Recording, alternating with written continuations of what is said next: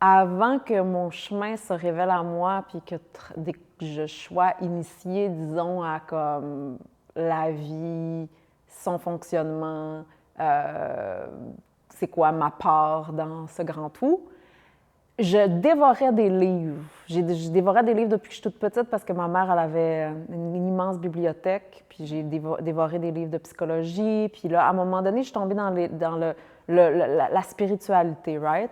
Puis je me rappelle de lire les livres initiatiques, là, qui part, puis qui rencontre, c'est ça, le chaman, puis là, qui vit toutes sortes d'expériences. Comme, tu sais, je les dévorais, puis je me rappelle vivre à travers les livres, parce que moi, c'était une vie épique que je voulais. Je voulais une vie grandiose, puis j'étais comme, mais comment ça se fait que c'est pas ça qui m'est offert? Puis je me rappelle d'avoir dit, je veux pas être obligée d'aller en Inde ou ailleurs pour pouvoir vivre une vie épique. Je veux la vivre dans ma vie. Puis je me rappelle très clairement, il y avait comme ce désir-là qui était là à l'intérieur de moi.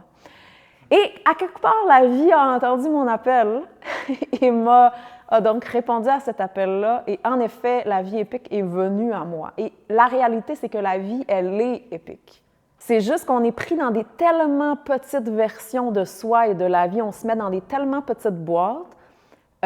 Parce que dans la petite boîte, à ce moment-là, j'ai un sens de contrôle, puis j'ai un sens que, genre, c'est ça, je peux comme, genre, avoir, il y a rien qui va dépasser la vie, elle va pas comme venir toute chambouler, quoique ça va le faire de toute façon, mais j'ai un sens de contrôle des choses.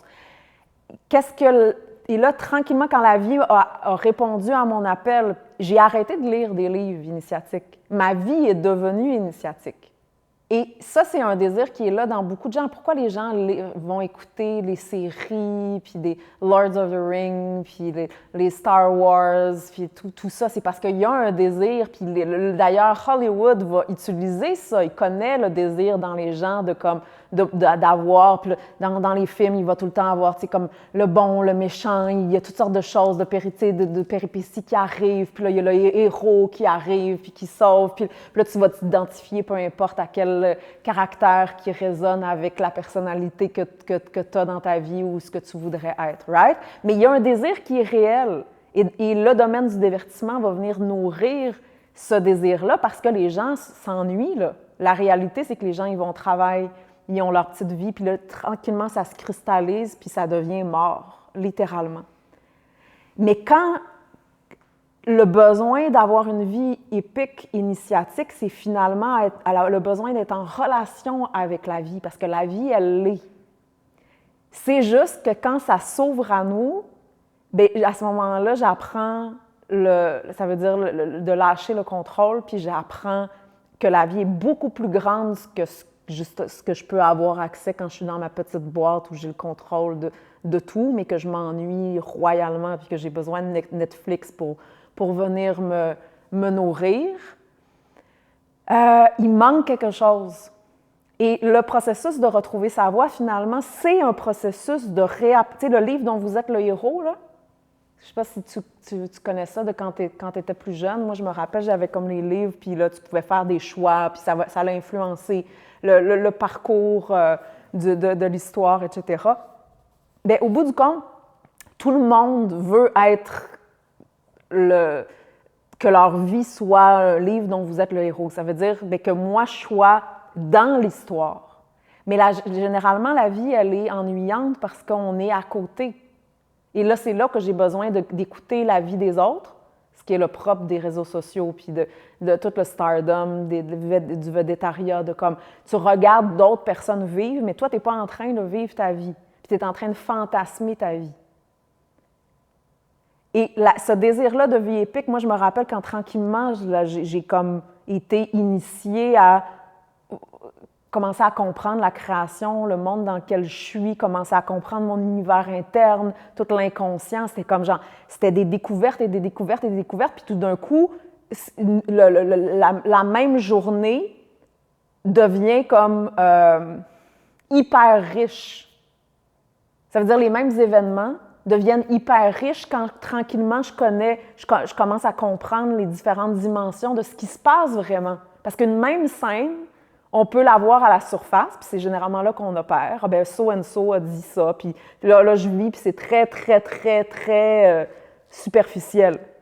Puis la même scène, je peux tranquillement la découvrir en relation avec l'underworld, avec l'inconscient, avec qu'est-ce qui se passe. Puis là, tout d'un coup, ça devient une grande histoire épique. Puis là, ça ouvre les dimensions, etc. Puis d'abord et avant tout, pour goûter la vie, j'ai besoin d'avoir accès à mes dimensions. Parce qu'on est chacune multidimensionnel.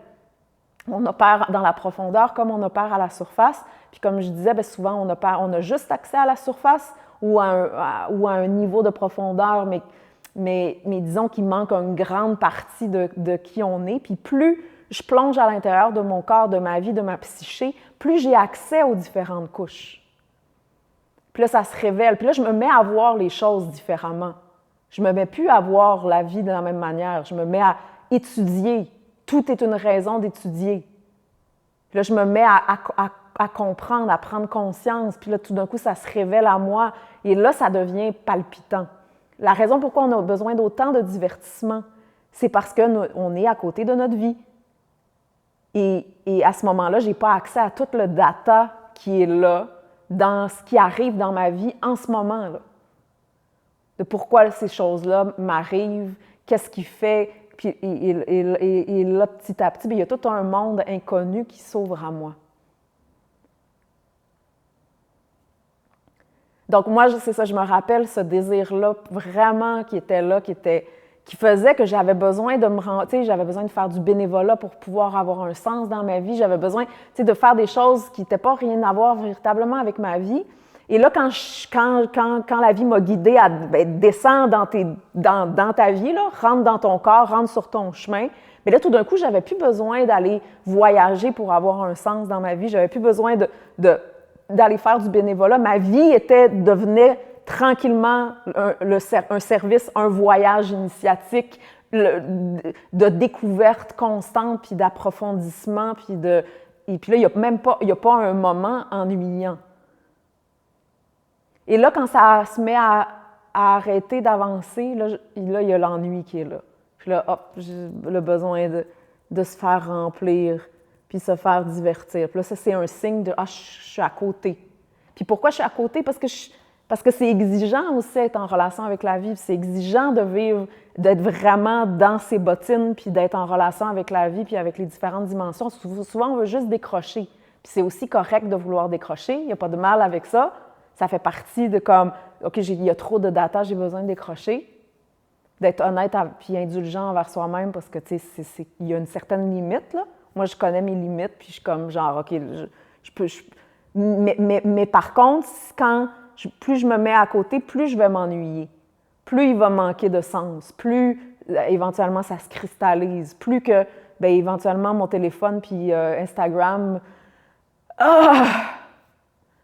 me satisfait tellement pas. Puis en fait, ça fait juste nourrir mon désir, ma maladie, puis ça fatigue mon système. Mais d'être indulgent, je comprends pourquoi je suis capable d'entrer en relation, disons, avec ça de la vie, ou ça de la vie, ou peu importe ce que je peux. Bien là, OK, bien là, j'ai besoin de compensation pour le reste, mais sauf que, est-ce que je suis en train de m'entraîner pour vivre la vie épique que je souhaite? Ça demande à tous les jours de me lever, puis d'être... C'est un sport, d'être comme en relation avec ce flot de la vie-là. Et si bien, j'arrive pas à tenir debout, puis je suis toujours en train de tomber, bien, ça fait partie du sport, de tomber, de me relever, de m'entraîner à être capable d'être de plus en plus en relation avec ma vie, finalement. Puis les différentes couches, puis dimensionnalités de la vie.